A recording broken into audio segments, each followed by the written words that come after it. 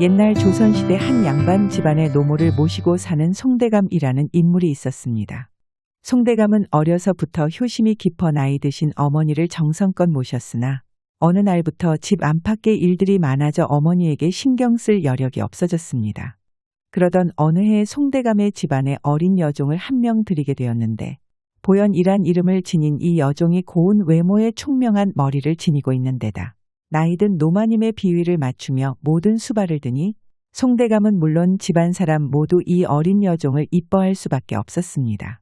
이 여종은 집안 사람들의 인정을 받아 수시로 돈과 여러 재물들을 상으로 받았는데 그것들을 허투루 쓰지 않고 자신의 방에다 차곡차곡 모아 몇 년이 흐른 뒤에는 제법 많은 재물을 모을 수 있었습니다. 시간이 지나 어린 여종이 성인이 될 때쯤 그 외모가 더욱 아름다워지고 현명한 성품 또한 소문이 나자 인근 부자들이 이 여종을 자신의 집에 들이려 많은 돈을 싸들고 송대감의 집에 들락날락거렸으나 여종은 이 모든 제안을 거절하고 마음속으로 다짐했습니다. 마음에 차지 않으면 평생 독수공방할 망정 돈에 팔려가진 않을 테야. 송대감 역시 여종을 무척이나 아껴 그녀의 뜻을 존중해 주변의 요구를 모두 물리쳤습니다. 그러던 어느 날 보연이 노마님의 심부름으로 외출해 돌아오는 길에 때 아닌 소나기가 갑자기 쏟아져 내려 서둘러 집으로 돌아오게 되었습니다. 그녀가 집에 다다랐을 무렵 대문 앞에 웬 젊은 거지 한 명이 비를 피해 서 있었는데 그녀와 눈이 마주치자 얼굴을 붉히며 한쪽으로 몸을 피했습니다. 비가 와 피할 곳이 없어서 그러니 잠시만 있다 가겠습니다. 네, 그렇게 하세요. 그 거지를 지나쳐 자신의 방으로 들어온 보연은 왠지 모르게 거지의 모습이 계속 머릿속에 아른거렸습니다. 그녀가 한참 동안 고민하다 대문 앞으로 다시 나가보니 아까 그 거지가 몸을 움츠리고 추위에 떨고 있었는데 한눈에 보기에도 애처롭고 불쌍해 보였습니다. 젊은 거지는 다 떨어진 옷에 얼굴에는 때가 끼어 지저분하고 누추해 보였지만 눈매가 선하고 키가 훤칠해 의외로 듬직해 보이는 모습이었습니다. 때마침 집 안에는 노마님을 빼고 집안에 경사가 있어 송대감 내외와 가족들 모두 집을 비우고 있었는데 보연은 잠시 고민하다 젊은 거지에게 다가가 말했습니다. 여기서 계속 있다간 곧불에 걸릴 거예요. 비가 그칠 때까지만이라도 잠시 들어와 비를 피하세요. 그녀의 말에 거지가 쑥스러워하며 얼굴을 붉히고 말했습니다. 말씀만이라도 감사합니다. 허나 이런 누추한 행색으로 폐를 끼칠까봐 마음만 감사히 받겠습니다. 거지의 대답에 보여는 그 말투가 거지답지 않게 점잖은 면이 있어 젊은 거지에게 더욱 마음이 이끌렸습니다. 여기에 있으신 게 지나는 사람들에게 보기에 더 안 좋을 수 있으니 잠깐 들어와서 비를 피했다가 가셔요. 그녀의 말에 거지는 더 사양하지 못하고 그녀가 이끄는 대로 집 안으로 들어가게 되었습니다. 보여는 다른 사람의 눈에 띄게 되면 괜한 말이 나올까 싶어 거지를 자신의 방에 데려다 놓고 잠시 뒤 밥상을 차리고 들어와 대접했습니다. 차린 게 많이 없지만 간단히 욕이라도 하세요. 이렇게까지 하지 않으셔도 되는데 비까지 피하게 해주시고 밥까지 주시니 몸둘 바를 모르겠습니다. 젊은 거지가 고마워하며 말하자 그녀는 문득 지난날 자신의 처지가 떠올랐습니다. 13살의 부모를 잃고 친척 집을 전전하며 온갖 구박을 받으며 살아왔던 세월이 생각나 초라한 거지의 모습을 보며 그 옛날 자신의 모습이 떠올라 자기도 모르게 마음이 끌렸던 것이었습니다. 젊은 거지가 차려온 밥상을 모두 비우고 치우자 어느새 저녁때가 되어 날이 어두워졌습니다. 그 사이 비는 그치지 않고 더 거세게 내리니 거지의 안색에 불안한 빛이 떠올랐습니다. 아무래도 비가 그칠 것 같지 않은데 저는 이만 가봐야 할 것 같습니다. 거지가 말하며 자리에서 일어나려 하자 보연이 잠시 망설이다 말했습니다. 비가 너무 많이 와서 쉽사리 그칠 것 같지 않네요. 오늘은 이 방에서 머물다 가시지요? 아닙니다. 밥까지 챙겨주셨는데 제가 더 있으면 너무 많은 폐를 끼치는 것 같아 그만 나가보겠습니다. 젊은 거지가 말하며 나가려고 하자 그녀가 거지를 잡고 만류하였습니다. 빗줄기가 거세게 내리는데 밖에서 이 비를 맞으며 있었다간 어떤 사람도 몸이 성치 못할 게 분명했기에 거지를 이대로 보낼 수가 없었습니다. 잠깐만 있어 보세요. 그녀가 거지에게 말하고 나갔다 잠시 후 뜨거운 물을 받아 옷가지와 같이 갖고 들어왔습니다. 씻으시고 이 옷으로 갈아입으세요. 어느 정도 맞는 듯해서 챙겨왔으니 지금 입고 있는 옷보다는 나을 거예요. 보연이 방 밖으로 나가자 거지는 자신이 어제 무슨 꿈을 꾸었길래 이런 일들이 생기는지 꿈만 같은 기분이 들었습니다. 시간이 지나 보연이 방문을 두드리고 방 안으로 들어와서 보자 아까 초라하고 지저분한 거지는 어디 가고 훤칠하고 듬직해 보이는 젊은 사내가 한 명 있었습니다. 그녀가 완전히 변해버린 거지의 모습을 보고 놀라 넋을 놓고 바라보고 있자 거지가 쑥스러운 듯 말했습니다. 얼마 만에 입어보는 새 옷인지 모르겠습니다. 눈썰미가 좋으신지 제 몸에 딱 맞네요. 잘 맞는다니 다행이네요. 비가 그치지 않으니 다른 마음 갖지 마시고 오늘은 이 방에서 지내다 가셔요. 네, 감사합니다. 거지의 이름은 석동이라 하였는데 그는 어렸을 때 부모님을 잃고 떠돌아다니며 구걸로 생활을 해 지금은 20여 세가 되었다고 했습니다.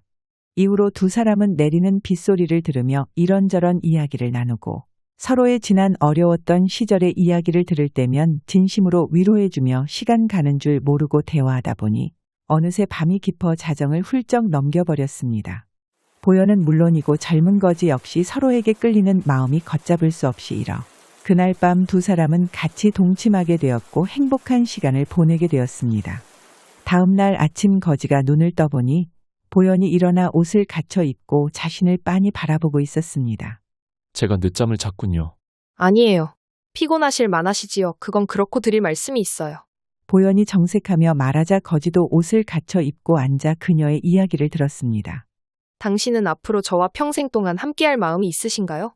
그녀가 단도직입적으로 묻자 거지도 정색을 하며 대답했습니다. 물론이요. 그대가 날 내치지 않는다면 무슨 일이 있어도 당신과 함께하고 싶소. 좋아요. 그러시다면 앞으로 저희 뜻에 따라 주실 수도 있으신가요? 알겠소. 앞으로 당신 말이라면 무엇이든 따를 테니 잘 알려주시오. 네, 일단은 아침을 차려올 테니 식사부터 든든히 하세요. 그녀가 웃음을 보이며 나가자 거지는 이 모든 일이 꿈만 같았습니다. 어제까지만 해도 길거리를 떠돌며 배고픔에 구걸을 하던 자신의 처지가 이렇듯 하루아침에 변하다니 그는 어떤 일이 있어도 보현의 곁을 떠나지 않기로 마음먹었습니다. 그날 보현과 거지는 앞으로의 일들에 대한 여러 가지 이야기를 나누었고 그날 저녁 무렵 송대감과 가족들이 집으로 돌아오자 그녀는 거지 총각을 데려가 송대감과 노마님에게 인사를 시키게 되었습니다. 그동안 많은 청을 모두 거절하더니 이제야 내 짝이 될 사람을 찾았구나. 그래 자네는 그동안 무슨 일을 해보았는가? 송대감이 묻자 거지가 보현이 당부한 대로 이야기했습니다. 저는 상단을 따라다니며 장사일을 조금 배웠습니다. 그래 그거 다행이구만. 장사일을 배웠다면 식구들을 먹여 살릴 수는 있겠구나. 혹여라도 도움이 필요하면 말하거라. 보현이는 내게 딸과 같은 아이이니. 말씀만이라도 감사합니다. 노마님과 송대감도 석동을 보며 마음에 들어했고 두 사람은 그날 저녁 정화수를 떠다 놓고 평생 부부의 연을 맺기로 했습니다. 그날 이후로 보현은 노마님을 돌보는 틈틈이 석동에게 간단한 글 공부와 집안에서 처신하는 방법을 알려주었습니다. 그러던 어느 날 잠자리에 들기 전 보현이 석동에게 정색을 하고 물었습니다. 당신은 앞으로 무엇을 하며 살 생각이신가요? 사람이 살아가려면 누구나 일을 해야 하는데 혹여 생각해 두신 일이라도 있으신가요? 그녀의 물음에 석동이 진지한 표정으로 답하였습니다. 내 일전에 대감께 말한 대로 장사를 해보고 싶소. 전국 팔도를 돌아다니며 장사일을 하는 것이 내게도 맞는 듯 싶은데 그러려면 아무래도 미천이 필요하구려. 당신이 장사 일을 해보신다면 제가 한번 돈을 마련해 보겠어요. 다음 날 보현은 자신이 이제껏 모았던 재물에 송대감에게 부탁해 돈을 융통해서 100냥이나 되는 큰 돈을 마련해 석동에게 주었습니다. 이 돈으로 당신이 하려는 장사를 해보세요. 다만 당신이 하는 일에 우리의 앞날이 걸려 있으니 조금이라도 허투루 돈을 쓰시면 아니 됩니다. 알겠소. 당신 말대로 내 이 돈을 조금이라도 엉뚱한 곳에는 쓰지 않겠소. 석동은 돈을 품속에 잘 간직하고 간단히 짐을 꾸린 뒤 보영과 작별 인사를 하고 집을 떠났습니다. 석동은 우선 한양에 있는 가장 큰 시전으로 가 사람들이 무엇을 사고 파는지 알아보기 위해 걸음을 옮겼습니다. 석동이 시전에 거의 다다랐을 무렵 한 무리의 거짓대들이 구걸하고 있었는데 그들은 석동이 이전부터 알고 있는 사람들로 거지들은 말끔한 차림을 하고 있는 석동을 알아보지 못하였습니다.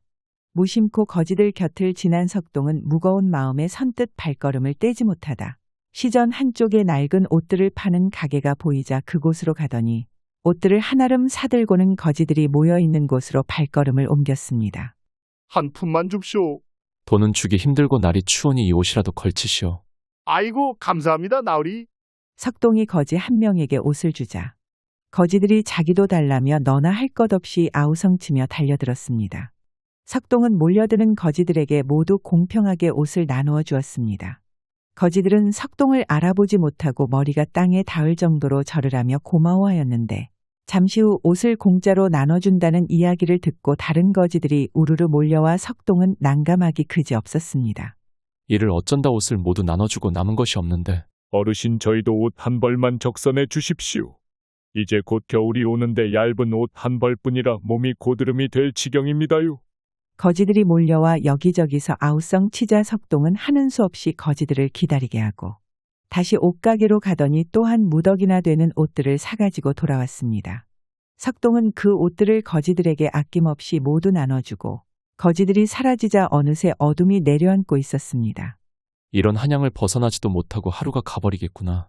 석동이 부지런히 걸음을 옮겨 한양밖 주막에서 하룻밤 묵고는 해가 뜨자 나귀 한 마리를 사가지고 한양을 벗어났습니다.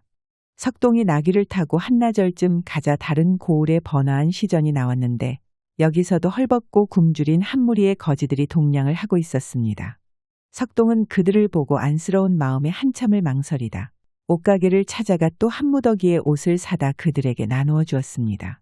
거지들에게 옷을 모두 나누어 준 석동은 마음 한편으론 뿌듯하기 그지없었지만 줄어드는 돈을 보며 걱정스러운 마음도 같이 몰려왔습니다. 이렇게 하다간 아내가 어렵게 마련해준 돈을 장사를 해보지도 못하고 모두 써버리겠다. 오늘부터는 먹는 것 자는 것이라도 아껴야겠어. 그렇게 다짐한 석동은 그날부터 나귀와 거리에서 노숙을 하며 먹는 것 역시 아껴가며 먹기 시작했습니다. 석동이 이렇게 전국을 떠돌아다니기 시작한 지 한 달 정도 지났을 무렵 가는 곳마다 보이는 거지가 있으면 아낌없이 돈을 써 옷을 사서 나누어 주자. 석동의 수중에 있던 그 많은 돈들을 다 쓰고 얼마 남지 않게 되었습니다. 석동은 돈을 아끼기 위해 이날도 나무에 기대어 나귀와 같이 잠을 청했는데 둥근 보름달을 보며 집에 있을 보현이 생각났습니다. 아내가 어렵사리 마련해준 돈을 거의 다 써버렸으니 어찌하면 좋단 말인가. 이제 남은 것은 너밖에 없구나. 석동이 한숨을 쉬며 나귀를 보는데 그의 마음을 아는지 모르는지 나귀는 서서 꾸벅꾸벅 졸기만 하고 있었습니다. 그때 문득 석동의 귓가로 누군가 떠드는 소리가 들려왔습니다.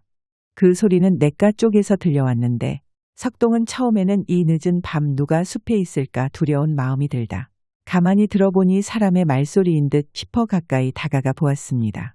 그곳으로 가 몸을 숨기고 살펴보니 나이 먹은 노인과 노파가 옷을 빨며 서로 장난을 치고 떠들고 있었습니다.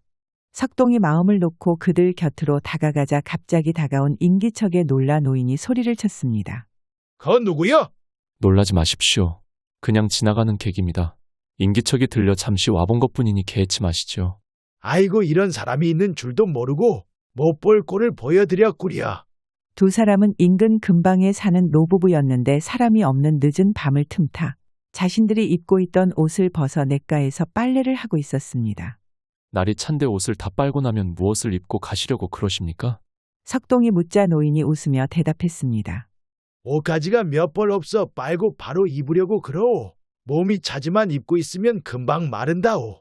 노인의 말에 석동은 마침 거지들에게 나눠주고 남은 옷이 있어 그 옷들을 노인들에게 나눠주었습니다. 아니 이렇게 고마울 수가 있나.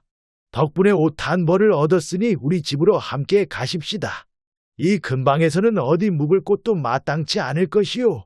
노인이 그를 잡아 끌자 석동은 못 이기는 척 그들 부부의 뒤를 따라 노부부의 집으로 가게 되었습니다.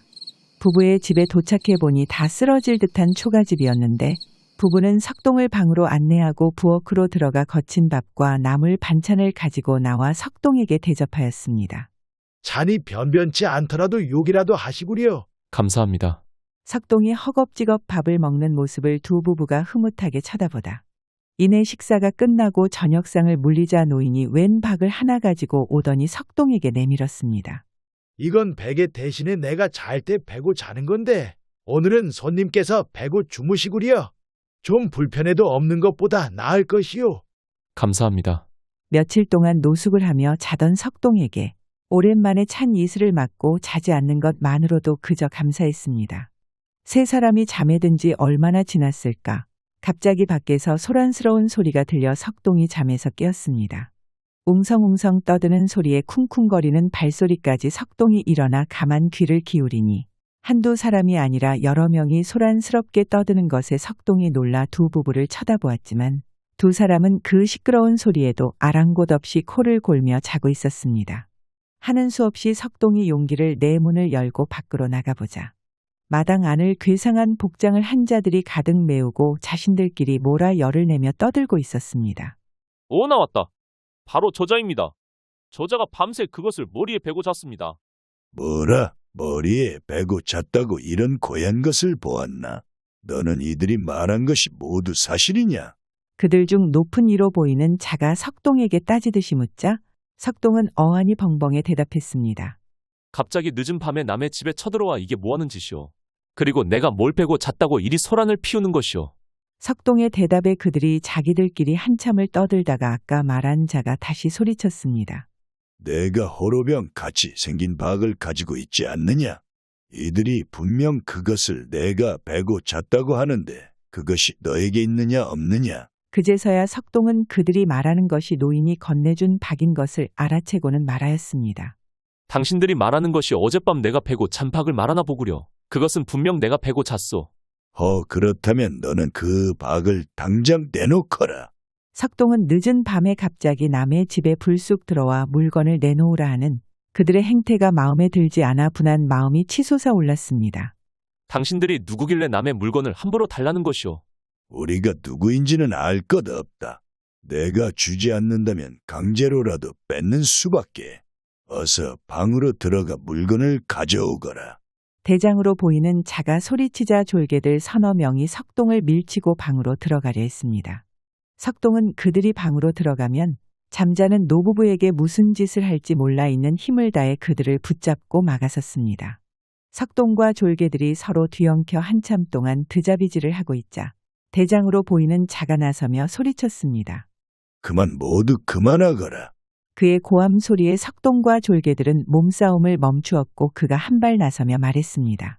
내가 이리 용을 쓰며 그 물건을 내주지 않는 것을 보니 아무래도 그 물건의 가치를 아는 모양이구나. 대장의 말에 석동은 뭐라 대꾸하지 못하였는데 자신은 그저 갑자기 들이닥쳐 남의 물건을 뺏으려는 이들의 행태와 이 자들이 두 늙은 부부에게 무슨 해코지를 할지 몰라 그저 온 힘을 다해 이들을 막아선 것뿐이었습니다. 좋다. 내가 끝까지 안 내놓으니 오늘은 그만 물러가마. 허나 너 역시 저 물건의 가치는 다 모를 테니 내 알려주지.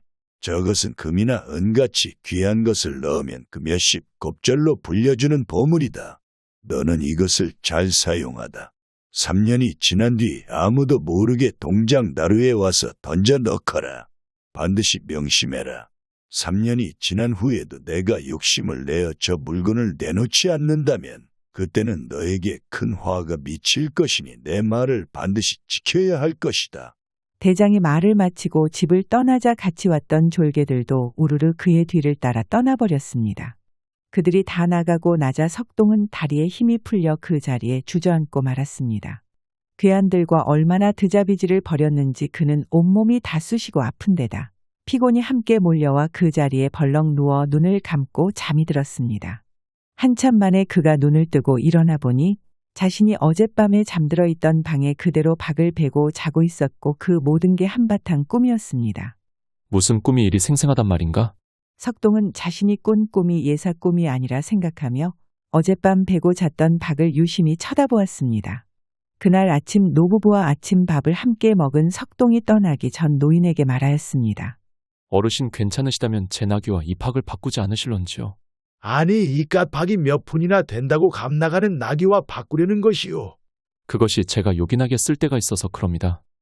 나야 좋지만 손님께서 정이 필요하시면 가져가시오. 예, 감사합니다. 두 노부부에게 작별 인사를 하고 석동은 박을 옆구리에 챙기고 집으로 향하였습니다. 석동은 나귀 없이 걸어서 한양으로 돌아가는데 집에서 나올 때와 달리 돌아가는 길은 험난하기 그지없었습니다. 수중에 가지고 있던 돈은 모두 떨어진 지 오래라 구걸을 하며 끼니를 해결했고 길에서 잠자는 것까지 해결하니 그 몰골이 보영과 처음 만났을 때와 같은 상거지가 되어버렸습니다. 그렇게 온갖 고생을 하며 송대감 댁에 도착한 석동은 집으로 들어가지 못하고 주변을 어슬렁거렸습니다. 저 집을 나설 때만 해도 거금을 들고 의기양양하게 나왔는데 지금은 다시 거지꼴이 되어버렸구나. 무슨 낯으로 집안 사람들을 볼 수 있단 말이냐? 석동은 다른 사람들의 이목을 피해 밤늦게 집 안으로 들어가기로 마음먹고 담벼락 밑에 쭈그리고 앉아 밤이 되길 기다렸습니다. 어느덧 시간이 지나 어두운 밤이 되자 석동은 피곤에 지쳐 졸고 있었는데 대문이 열리고 누군가 나오더니 밖을 보며 한숨을 내쉬었습니다. 집을 떠난 지 한참인데 소식 한 번 없고 어디서 무얼 하는지 기별이라도 한 번 주시지. 나훈이는 다름 아닌 보현이었는데 그녀가 집 떠난 신랑이 걱정돼 언제나 밤이 되면 집 앞에 나와 그를 기다렸습니다. 그때 담벼락 옆에서 시커먼 그림자가 그녀에게 다가왔습니다. 여보, 아니 누구세요? 나요? 아니 어디서 무얼 하다 이제 오시는 거예요?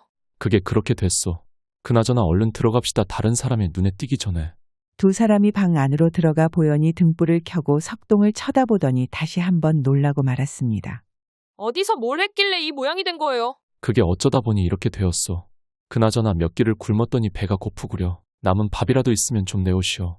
석동의 말에 보현은 한숨을 내쉬더니 부엌으로 가 한상 차려다 저녁을 먹이고 그에게 지난 일들을 듣고 나서는 눈물을 한참 흘리더니 곧 두 사람이 잠자리에 들었습니다. 새벽녘이 되었을 무렵 석동이 부스럭거리는 소리에 잠에서 깨었는데 옆에서 보현이 짐을 꾸리고 있는 것이었습니다. 아니 이른 새벽에 뭘 하는 게요? 보면 모르세요. 짐을 싸잖아요. 대감님께 사실을 말했다간 우리 모두 쫓겨날지 모르니 그 전에 우리 발로 이 집을 떠나자고요. 그만두시오. 내 대감께 사실대로 말하고 벌을 받으면 받았지 어찌 도망을 친단 말이오. 석동의 말에 보현은 짐 싸던 것을 멈추고 눈물을 흘리다 방 밖으로 쌩하니 나가버렸습니다. 석동 역시 참담한 마음으로 보현이 싸다만 짐꾸러미를 물끄러미 쳐다봤는데 돈 몇 양이 떨어져 나온 것을 쳐다보다 지난날 꿈속에서 만난 이가 했던 말이 떠올랐습니다. 석동은 돈을 집어 자신의 짐에서 바가지를 꺼내고는 그 안에 돈을 넣고 간절히 마음속으로 빌었습니다. 석동이 한참 있다 박을 들고 흔들어 보니 그 무게가 점점 무거워지는 것 같아 박 안을 들여다보자 돈이 가득 들어 있었습니다. 석동은 놀란 마음에 그것을 바닥에 모두 쏟아내었습니다. 그러자 박 안에 있던 엽전들이 끊임없이 쏟아져 방 한가운데 수북히 쌓이자 석동은 더 이상 감당하기 힘들어 박을 거두고 뛸 듯이 기뻐했습니다. 잠시 후 보현이 방문을 열고 아침상을 들여오다 방 한가운데 쌓여있는 돈들을 보고는 까무러칠 듯 놀랐습니다. 이 많은 돈들은 다 뭐예요? 이렇게 많은 돈들이 다 어디서 생긴 거예요? 어허, 어디서 낚였소. 모두 내가 마련한 것이지. 소란 피우지 말고 깨끗한 옷 한 벌이나 준비해 주시오. 내 아침을 먹고 대감을 뵈야 하니. 그러면요. 지금 나가서 옷을 구해올 테니 아침부터 드셔요. 석동이 밥을 먹는 동안 보현이 나갔다 오더니 깨끗한 새 옷을 한 벌 가져와 차려입고는 송대감에게 안부 인사를 하였습니다. 그래 갔던 일은 잘 되었던가?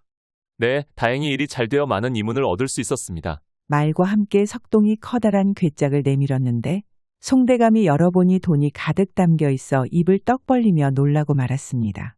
아니 이 사람아 이리 큰 돈을 어떻게 벌었는가? 어쩌다 보니 운이 좋았을 뿐입니다. 대단하네. 그런데 이 돈은 너무 많군. 나는 원금만 받으면 되니 나머지는 자네가 가져다 쓰게. 아닙니다. 모두 대감님께서 도와주셔서 번 것이니 대감님이 받으셔야 됩니다. 석동이 부득불 우기니 송대감은 하는 수 없이 돈을 받았고 보영과 두 사람은 노마님뿐만 아니라 송대감의 가족들과 일하는 하인들에게까지 모두 골고루 돈을 나눠주니 집안 사람 모두 고마워하며 기쁨을 함께했습니다. 이후로 두 부부는 종살이를 벗어나 양민이 되었고 석동은 아무도 모르게 박에서 돈을 꺼내어 거지들과 어려운 이웃들을 도우며 살았습니다. 그리고 꿈에서 만난 이와 약속대로 3년이 되는 해에 제사를 지낸 다음 동작나루에 나와 박을 강물에 던져 넣었습니다. 그 후로 보영과 석동은 백년해로하며 행복한 생활을 이어나갔고 그들의 자손 중에 벼슬길에 오르는 인물까지 나와 날이 갈수록 집안이 번창해 나갔습니다. 영상 시청해 주셔서 감사드리고 재미있게 보셨다면 좋아요, 구독 부탁드립니다.